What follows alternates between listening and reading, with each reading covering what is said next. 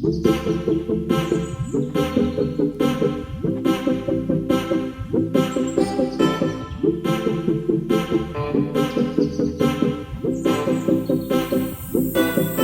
everyone, welcome to channel. Let's start breathing and exchange of gases part 2. First topic is mechanism of breathing.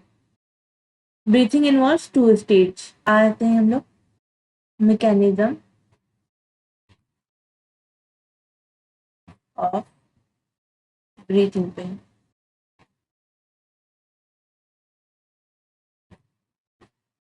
तो दो stages होते हैं, एक inspiration होता है और दूसरा एक्सपिरेशन होता है. Movement of air into and out of the lungs is carried out by creating a pressure gradient between the lungs and atmosphere. तो कह रहे हैं कि दो स्टेप्स होते हैं.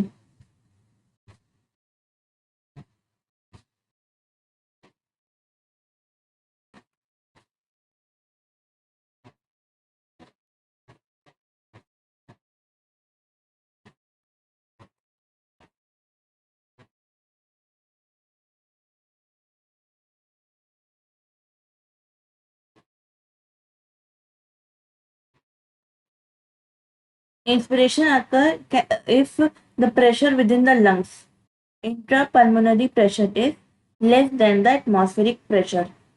That is, there is a negative pressure in the lungs with respect to atmospheric pressure.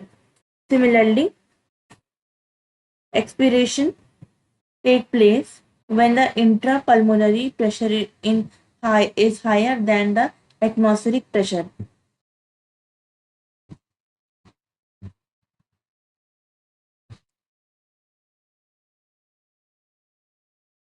Inspiration तब होगा जब प्रेशर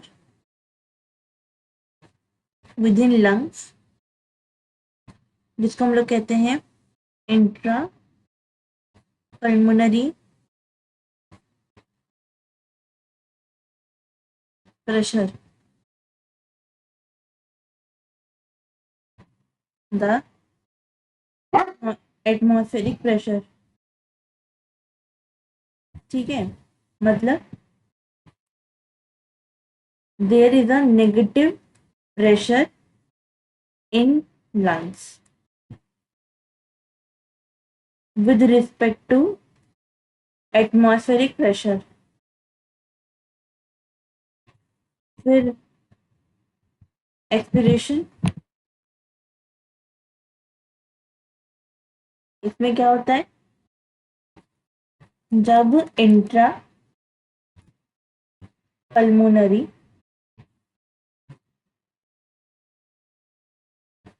प्रेशर हायर होगा लंग्स में, is higher than atmospheric pressure. तो उसको कहेंगे expiration. The diaphragm is a specialized set of muscle, external and internal intercostals between ribs, helping generation of such gradients. Inspiration is initiated by the contraction of diaphragm, which increases the volume of thoracic chamber into antero-posterior axis. The contraction of external intercostal muscle lift up the ribs sternum, causing an increase in the volume of the thoracic chamber of the in the dorsoventral axis.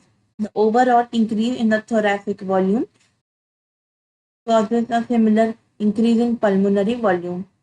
An increase in pulmonary volume decreases interpulmonary pressure to less than atmospheric pressure, which forces the air from outside to move into the lungs. That is inspiration. देखते हैं inspiration में.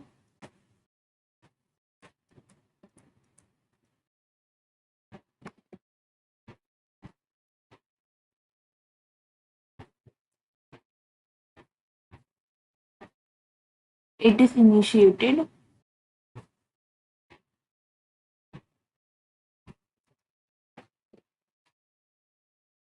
जब जो diaphragm है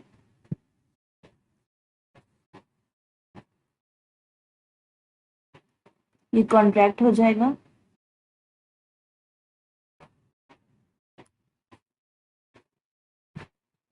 और diaphragm के contact होने की वजह से जो वॉल्यूम है थोरैसिक चैम्बर का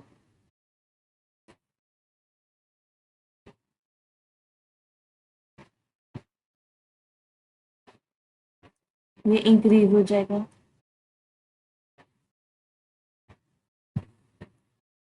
एंटीरियर पोस्टीरियर एक्सिस में,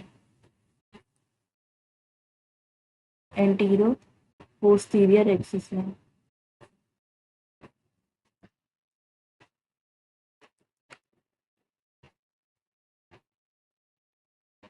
ठीक है, जो कॉन्ट्रैक्शन होगा एक्सटर्नल इंटरकोस्टल मसल में,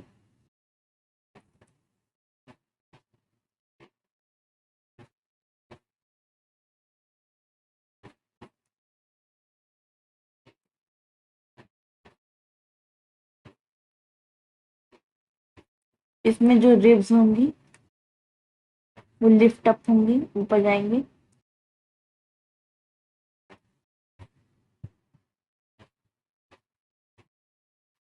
और जो स्टर्नम होता है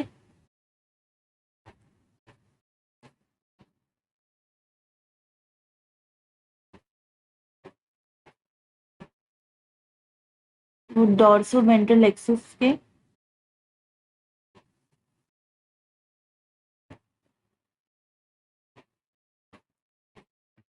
थोरैसिक चैम्बर का वॉल्यूम इंक्रीज कर देता है।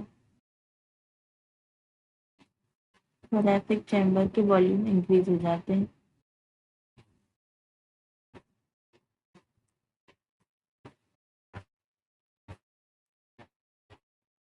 ठीक है,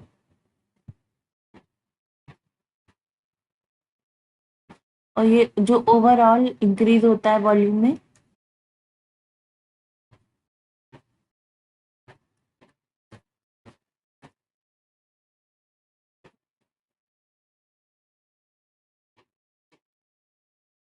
ये सिमिलर इंक्रीज होता है, इंक्रीज करता है पल्मोनरी वॉल्यूम में।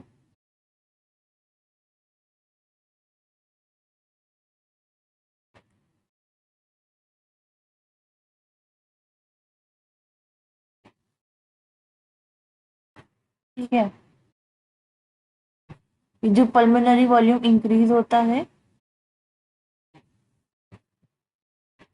ये डिक्रीज करता है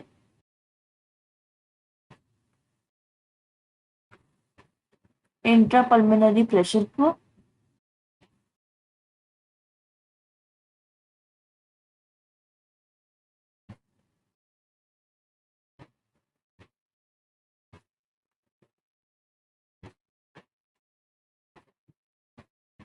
to less then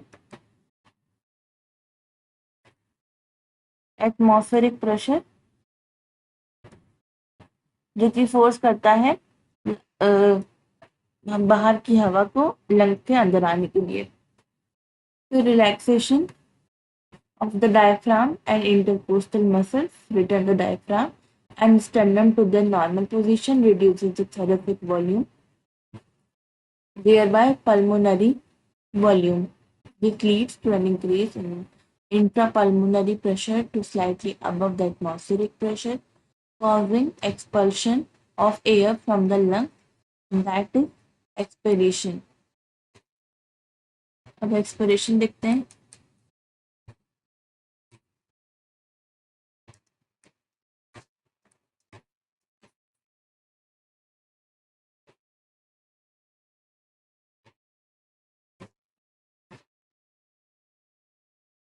diaphragm relax हो जाएंगे,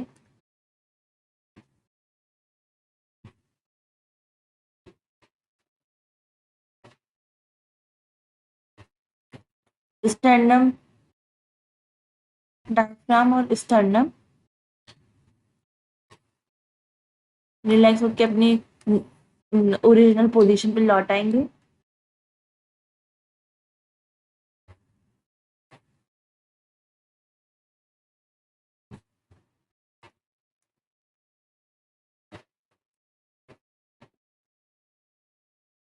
और ये रिड्यूस कर देगा थोरैसिक वॉल्यूम को,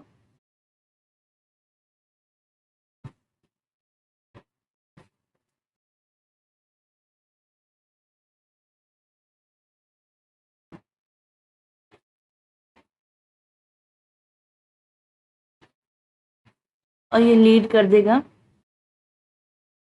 पल्मोनरी इंट्रा पल्मोनरी प्रेशर को थोड़ा बढ़ा देगा, ये लीड करता है। ये चीज इंक्रीज कर देंगी इंट्रा पल्मोनरी प्रेशर को।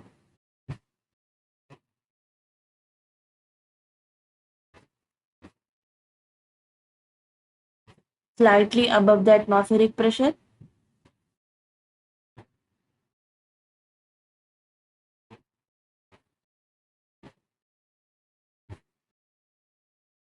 इसको हम लोग कहते हैं एक्सपिरेशन। फिर आगे आते हैं, we have ability to increase the strength of inspiration and expiration with the help of additional muscle in the abdomen. On an average, healthy man breathe 12 to 16 times per minute. This is important.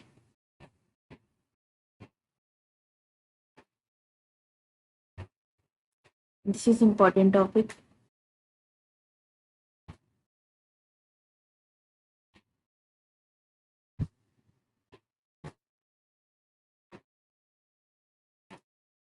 Healthy man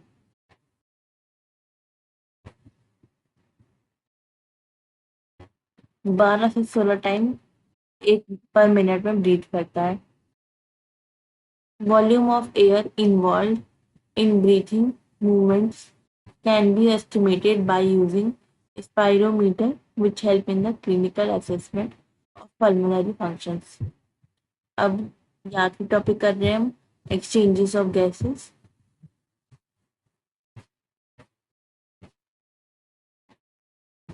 अब कह रहे जो alveoli है वो primary site होता है gases के exchange के लिए, और ये अगर करता है बिटवीन ब्लड एंड टिश्यू।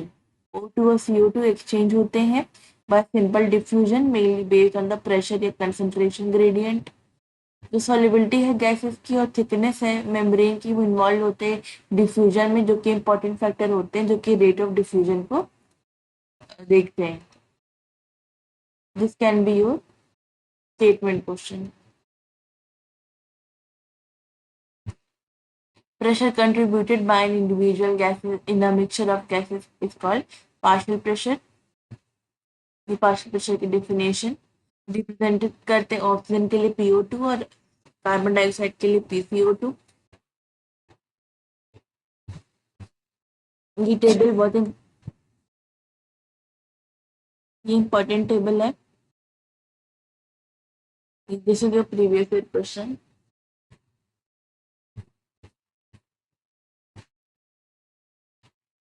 ये समझ लेते हैं।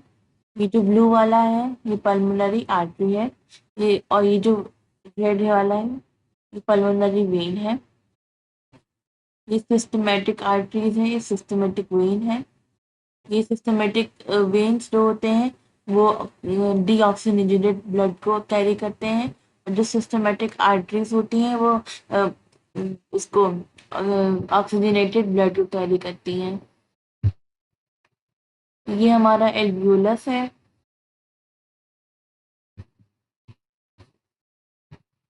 ये this is your previous year question, important है।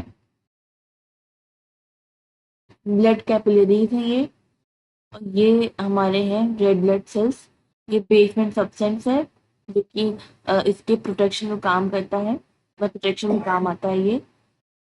और ये है एल्वियोलर वॉल, एक सेल थिक एल्वियोलर कैविटी, ये ब्लड कैपिलरीज।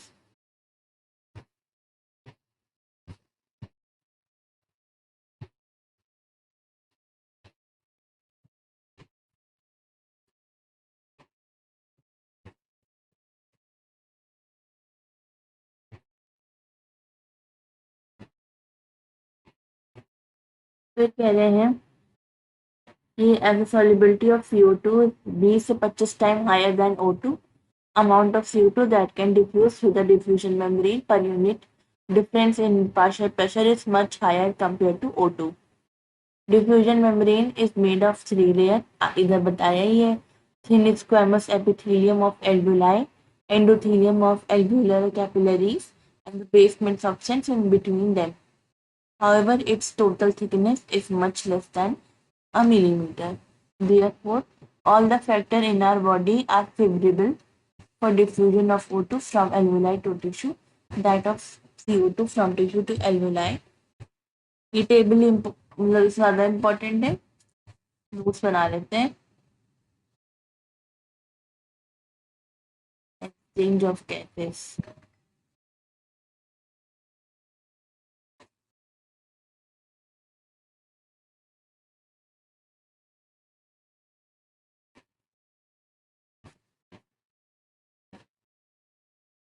जो एल्वेलाई है ये प्राइमरी साइट है गैसेस के एक्सचेंज का.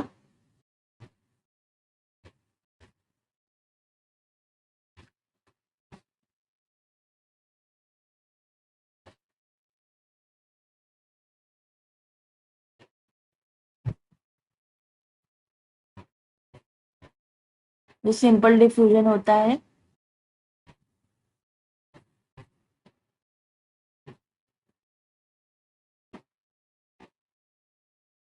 वो बेस करता है प्रेशर पे और कॉन्सेंट्रेशन ग्रेडियंट पे.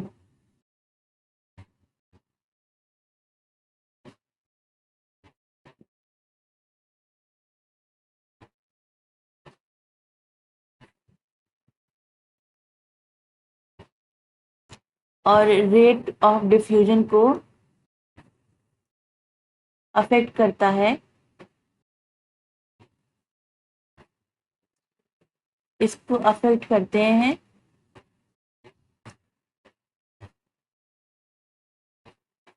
Thickness of the membranes,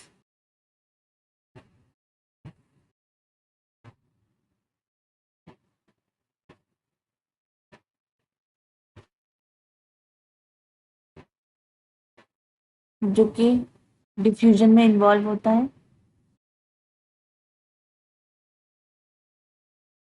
solubility of gases,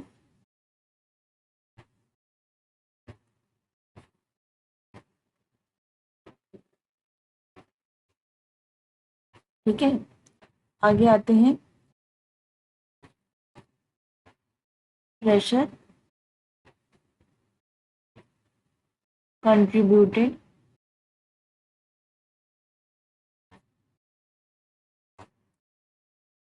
bye an individual gas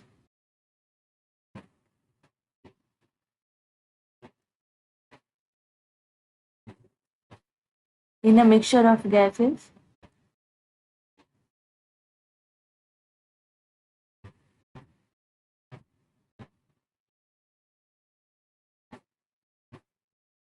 is called partial pressure.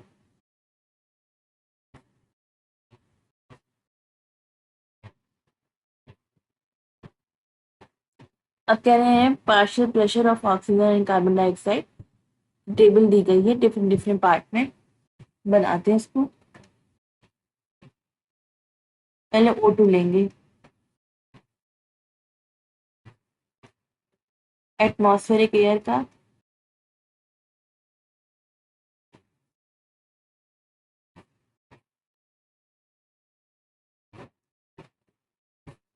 Alveoli,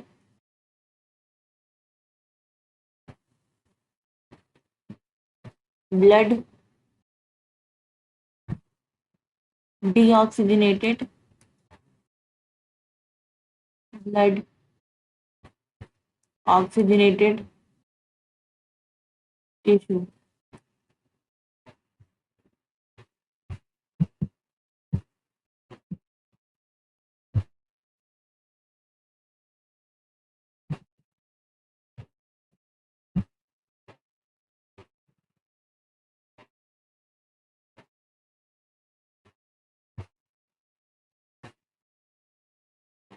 O2 का इधर लिख लेते हैं,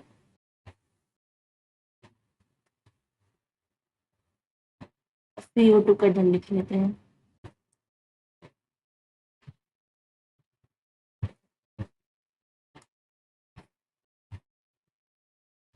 O2 में एटमॉस्फेरिक प्रेशर 152 और CO2 0.3।